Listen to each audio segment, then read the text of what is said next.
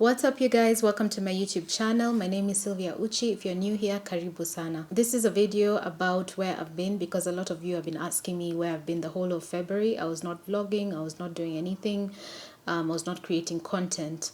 So the reason why I was away the whole of February is because I got COVID, and immediately after recovering I lost a friend, a very dear friend. So this is simply a video about that. So January 16th I took down the tree. Then from 16th to the end of Jan I just took a break from everything because I was exhausted, because the whole festive season was busy for me. And yeah, it went well. Took down the tree Jan 16th. Between Jan 16th and Jan 30th, I went to Gikomba, to the flea market with my cousin and a friend.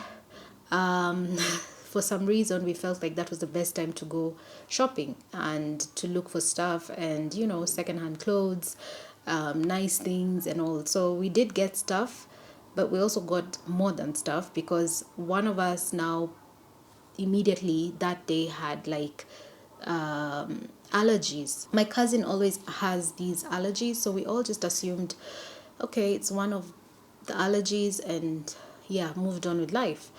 Then that same period between 16th and 30th, we met now on the last Saturday, which I think was 30th of Jan, and we met at a lounge in Karen, and it had just been opened, and it was really nice and fun, and you could see the greenery, and it was somewhere up there. After the event we all go home, everything is fine. So between 30th and 2nd of Feb, I'm having these flu-like symptoms. I'm feeling so feverish.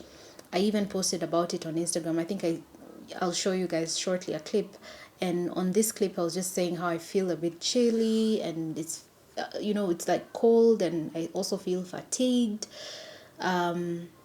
Then but I just didn't pay it much mind, but I also called my cousin and asked her, how are you doing, you know, how are you feeling? And she said the same thing, that she had a bit flu-like symptoms and she was not okay. She had not recovered from the allergies.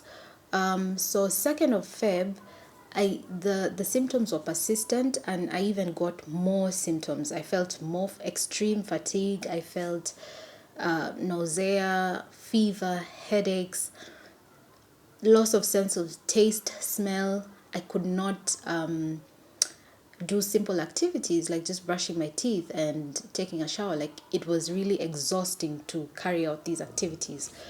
So at this point I just said, look, I have to go to the doctor and get tested for the big C, COVID. So I go, I get tested, I get my results, and surely enough I was positive. I tested positive. I took the test at Aga Khan. It was 7,500 shillings, and I tested on Tuesday 2nd Feb. Wednesday 3rd Feb, I get an email from Aga Khan saying, yeah, you tested positive. So Andy and I tested positive at the same time for COVID.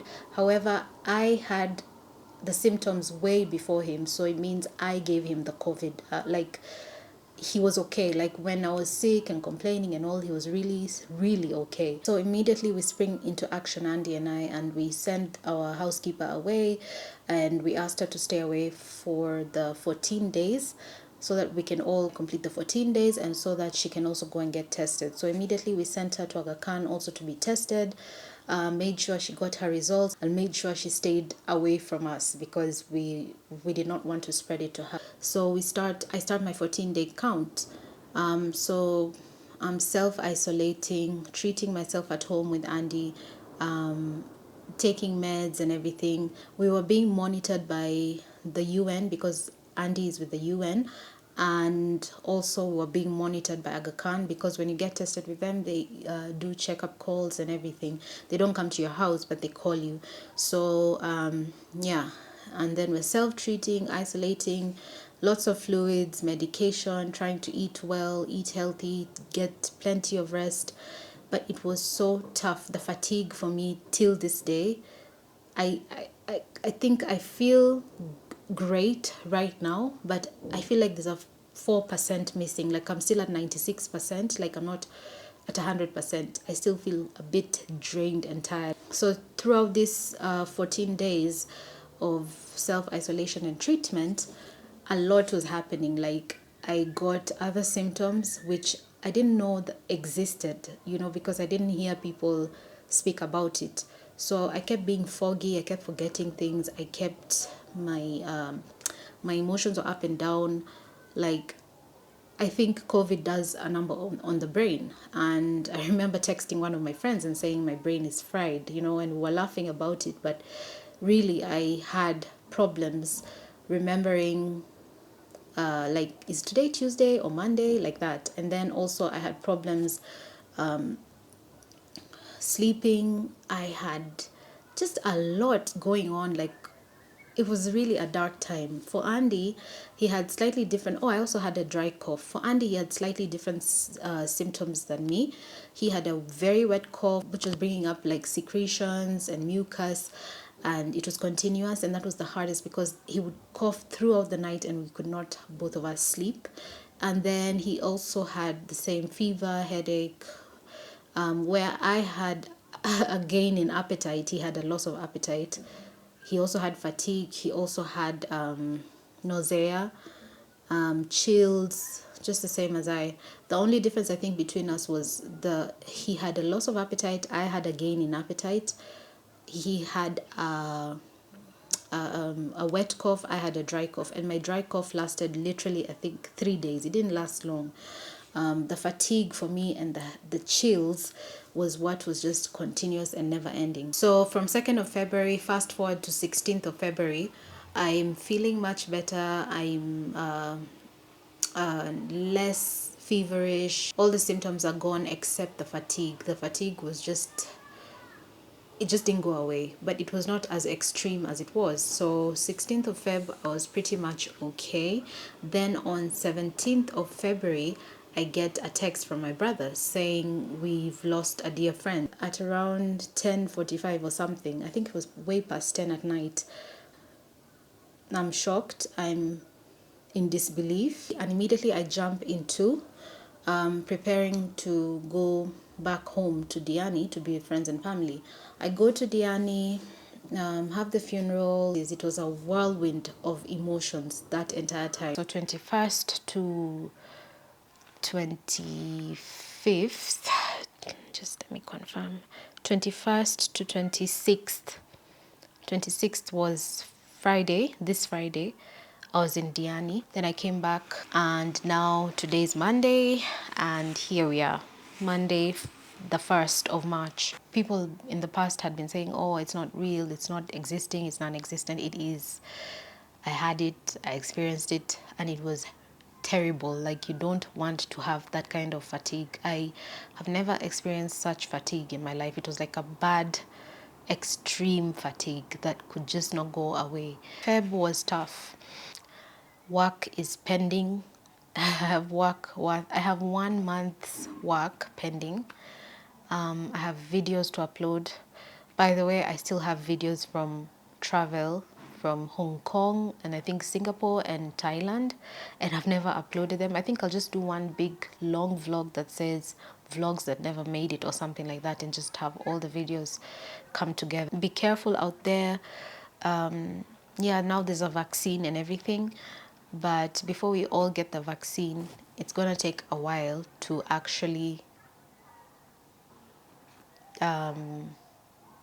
be able to go back to normal life. So I'll just urge all of us, all of you, to wear your masks, sanitize, stay safe, be safe. And even in being safe and staying safe, you can still get it. There's also a lot of stigmatization that is coming along with COVID. I have to urge you guys, do not, like, when you feel that you are exhibiting these symptoms, don't feel stigmatized and, oh, I'm not going to a hospital because the government is going to come for me. Like, no one is going to come for you, first of all, because the government, they stopped doing the house checks and all. For me, I remember I was called by Aga Khan. They kept doing a follow-up, like, how are you doing? That was really great. By the way, Aga Khan, kudos for that. They kept checking in on us. We were under the covering of UN, so we had a UN doctor who was also checking in on us and making sure our symptoms are not going from bad to worse, and that we were, recovering well. Then the government also called us. Now, this is where I was like, we need a better system to know who is calling you when it comes to the government. Because the government would call you with, I think I got 3 or 4 different calls from weird numbers, just saying, yeah, is this Sylvia? No, no, no. Asking weird questions that some were a bit suspicious, because I was like, if you know, if you have my records and you know I got COVID, you would not ask me this, this, and this. There were some things they were asking that was a bit off. So I'm quite sure, like, amongst those calls that were from the government, one or two of them were not for real. So immediately the first one came and I was like, this one I don't trust. I never picked the others. I think some people are able to access information from whatever database there is out there of the COVID patients that are being recorded, the statistics, and some people are able to access that, and then they call us and try to see, I don't know, try to scam or something. So be careful of that. But from Aga Khan, the numbers were clear, the information was clear, the approach was clear. From the UN, of course, that we even know the person, the doctor and everything, so it was okay. Then what's the other thing? So yeah, I was talking about the stigmatization that is coming with COVID. Guys, yes, it's scary to know you have COVID, I think, because of the way it's been put out there by the world and by the media and everything. But you cannot let the fear of society, the stigma that society has put on the disease or has attached to the disease, you cannot let that fear and that stigma hold you back from going to get a test before and after. You have to get a test. I would tell all of you, just go get tested. No one is going to come to your door knocking and saying, hey, we know you have COVID. I know the stigma is not necessarily in, that's not really the context. I think the context for most people is, and we kind of felt it also, the context is, if you're in an apartment block like us, or you're not in your own compound, if everyone in that apartment block knows you have COVID, you feel that they will judge you and they will push you away and say, that house has COVID, so we're not going there, or they will give us COVID. Or if anyone in that building gets COVID after you, you feel like they will say, we got it from, you know, Sylvia's house, or for some, or something like that. Yet maybe even you got it from them, or you picked it up somewhere totally different.